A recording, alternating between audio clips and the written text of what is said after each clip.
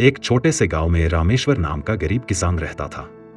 उसकी सबसे बड़ी चिंता थी उसकी बेटी सीमा। वह सुंदर, होनहार और संस्कारी थी, लेकिन किस्मत ने उसे और कुछ बनाने का सोच रखा था। एक दिन गांव में एक प्रसिद्ध पंडित आए। सीमा के पिता ने पंडित जी से सीमा के भाग्य के बारे में पूछा। पंडित ने सीमा के हाथों की लकीरों को पढ़ा और कहा कि ये तो अभागी है। मुझे चिंता है कि तुम्हारा क्या होगा। यहाँ जीवन बहुत कठिन है। धीरे धीरे यह बात पूरे गांव को पता चल गई। लोग कहते, जो उससे शादी करेगा उसका जीवन बर्बाद हो जाएगा। ये बातें सुनकर रामेश्वर हर रात भगवान से एक ही सवाल पूछता, क्या होगा मेरी बेटी का भाग्य। सीमा ने यह सब सुना, पर उसने हार नहीं मानी।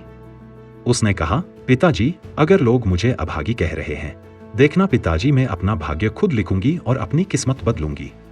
जो इंसान कर्म से भाग्य लिखे, उसका कोई कुछ नहीं बिगाड़ सकता। वह पढ़ाई में जुट गई, दिन रात खेतों में पिता की मदद करती और रात में गांव के बच्चों को पढ़ाती।